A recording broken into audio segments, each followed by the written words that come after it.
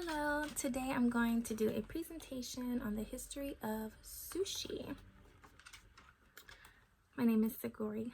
Hi, my name is Sigori Pirtle, and today I'm going to do my presentation on the history of sushi. Here are just a little couple images of the different types of sushi that is made. This is an overview of my presentation, just let you know what we're going to be talking about today. First, we're going to start with the migrants' influence, like who influenced sushi. Second, we're going to do the Japanese cuisine. Third, we're going to show how sushi changed the Japanese cuisine. Fourth is going to be the timeline. There is first through fifth generation of sushi. And then fifth, we have the global expansion of sushi, how it has went across the world. So first, the inspiration of sushi, the migrants' influence, came from China. We had non-Han people traveling or actually living across this Yangtze River, and Han Chinese people began traveling on this river and came across non-Han people that were living there, and they adopted a lot of the food culture there. During that time, rice was being used, of course, but the word sushi was not in the Chinese dictionary yet. So no one really knew exactly what it was yet. And the rice was grown in paddy fields along this river here. So that's how they started to adopt it and use it in that way. Second is the Japanese cuisine. Now, before I said that the rice was grown in paddy fields, now rice in Japan was grown are called wet field rice. So this is a picture of the wet field and someone picking the rice out of the field. This here is just an image of Japan and China, just showing you how close they are and how easy it was for the culture of Chinese food can easily come into Japan, being that sushi did. So in Japan, rice was preferred to be eaten with fish, so you would always eat them together. In the year 1718, Zakano sushi had entered into the Euro code. Now this is something that no one really knew exactly what that meant, but they knew that it was something that people traded in that time. In the 9th and 10th century, sushi appeared in Japan, and it resembled today's nair sushi. So as you can see, it's sushi with a Z, but I believe it's pronounced nair sushi with an S. So third, we're going to talk about how sushi changed the Japanese cuisine. First, it changed it because now people in Japan started to eat 3 meals a day. Now that is something that was new, and I believe it was because they had a more variety of ways to eat their rice and fish and make it into sushi. So it just became a little more diverse with their meal plan. Second, rice was no longer steamed, it began to be boiled. So we have a picture here of rice being boiled.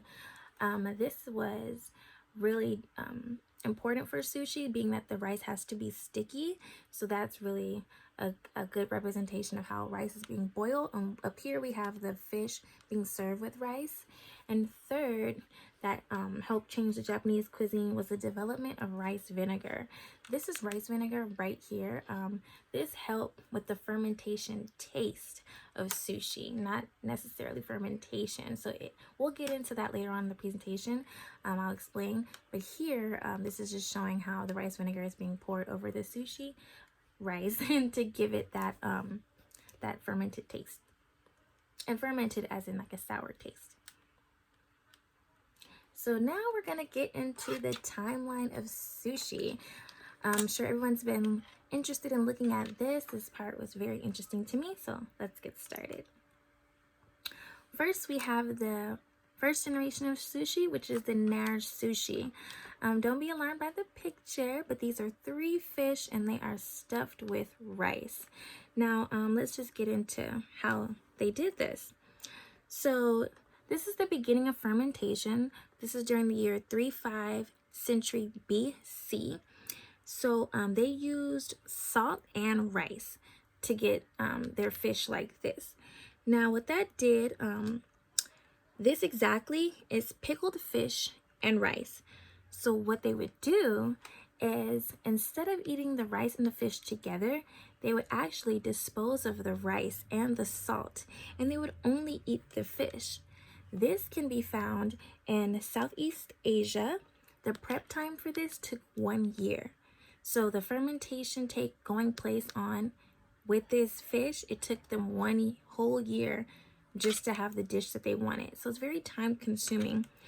It will be stored in a wooden barrel and held down by heavy stones. Now today, if you would like to try something like this, you can find it at the regions near Lake Biwa in Japan. We're going to go into the second generation of sushi, which is called the Hanner sushi. So this is called oshizuni. Now, this was a barrel fermented fish with rice. This is the use of vinegar. So how in my previous slide we talked about how rice vinegar became about.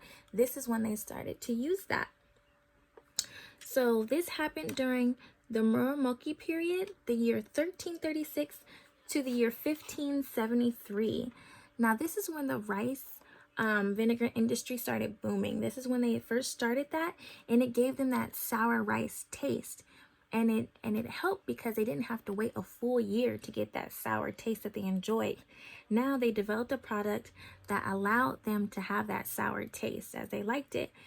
Also, something that changed was that the rice was no longer being discarded. So as you can see in the picture down here, the rice is still inside of the fish. So they actually ate it all together. There was no wasting of food anymore. And up here, this is the wooden barrel that it will be stored in. You can find this in Japan. The prep time for this was 1 to 4 weeks. Now that's what, like about a month maybe? So yeah, imagine that. Imagine having to wait 1 whole year for your sushi to waiting just a month for your sushi. Everyone's probably so happy that they can have that taste much sooner. And if you want to find something just like this, you want to try it in this style, you can go to Wakayama, Japan. They are still serving it like that. The third generation of sushi is Hanner sushi. This one was my favorite because I feel like I can do this myself. So this is during the Azuchi Momoyama period. This is during the year 1573 to 1603. The name of this is namarina. This means half-cooked sushi. Now, the box pressure curd fish served over rice. So this right here is the box that they would put the rice into and the fish on top. This then was wrapped in persimmon leaves, and it was like half cooked. So they would still have that whole cooked rice and like fish process, but it was just instead of having it served inside of the fish as we saw previously, it was now put into a box, and then it gave them these cute little square shapes. They would just cut it out and serve it like this. That's why I said it seems like something I can do and you can do, because you can really just put it in there. You don't have to have any special techniques. Kind of just does it on its own. Where this was found was the 14th and through the 18th century Japan.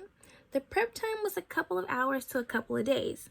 Now, I know you can see the theme. The time is getting shorter. People don't have to wait so long for their sushi anymore.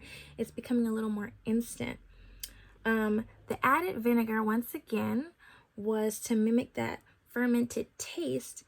And then something interesting was how they preserved it was by putting sugar on it. Today you can find this in Osaka, Nara, and Kyoto, and Tomaya, all in Japan. These are 4 different cities here. 4th generation sushi is the Edo Idome Sushi. This looks pretty familiar, I'm sure, to you all. So here we have pre-cured fish served over vinegar seasoned rice. This took place in the 19th through early 20th century. And where is in Edo, which is modern day Tokyo. This is where this type of sushi was made.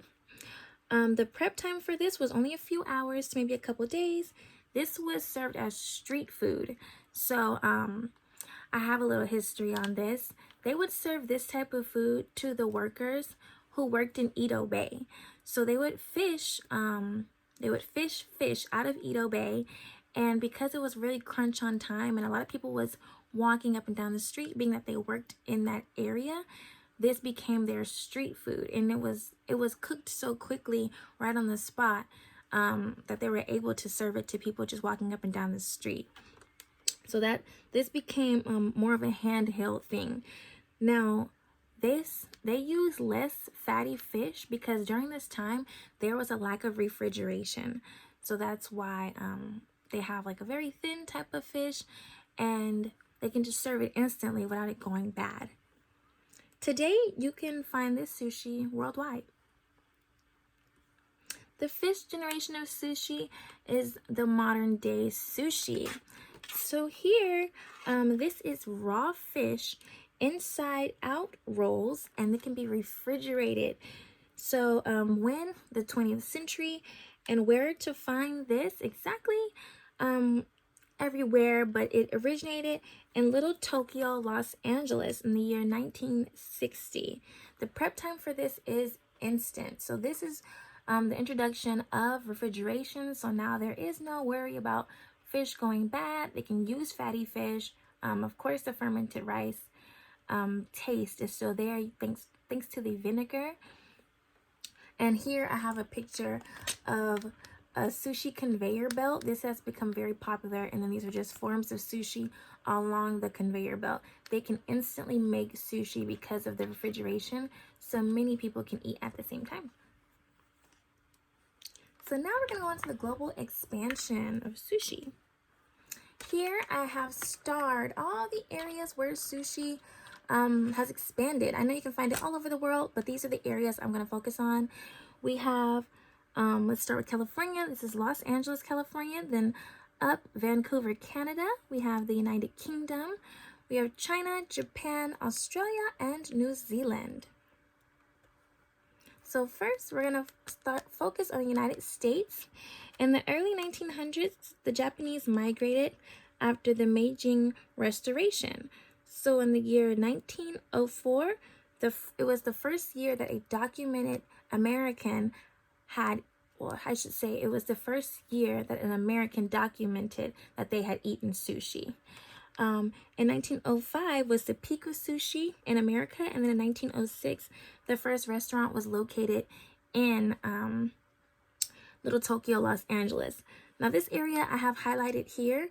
Of course, on the previous slide, I mentioned Los Angeles, but that's not the only place that sushi was found. So it was also found in the Midwest. That's why I have all this highlighted. Places like Minneapolis, Minnesota, St. Louis, Missouri, Bismarck, North Dakota. So these are some places that you could unexpectedly find sushi. United States continued. Now here I have some pictures. This is a picture of Little Tokyo, Los Angeles.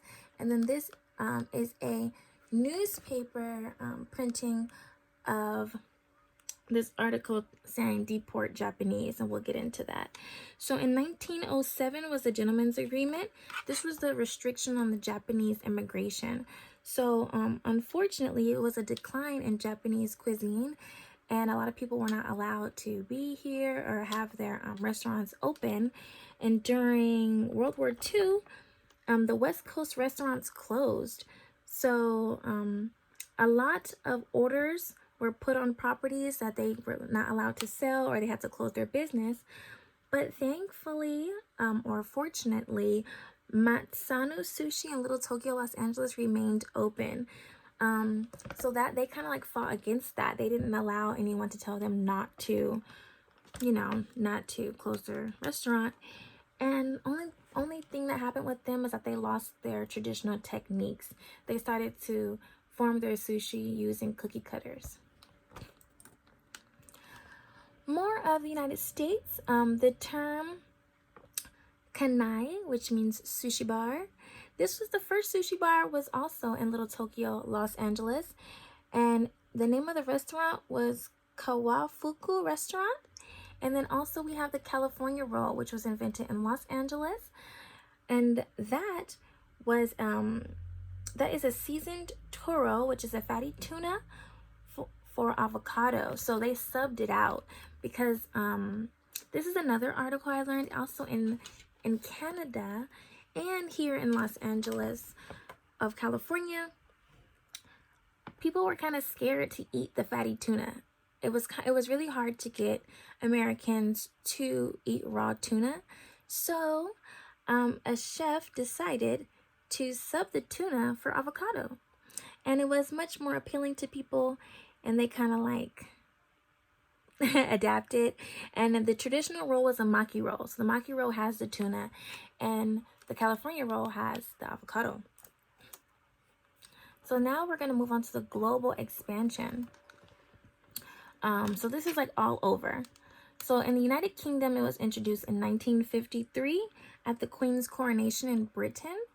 So then crowned Prince Akito, he served it to Queen Elizabeth II at her coronation. In Canada, Japanese immigrants, they're referred to as Nakai. The first wave was the early 19th century, and the second wave was 1967. So in 1963, Aki Takechi, he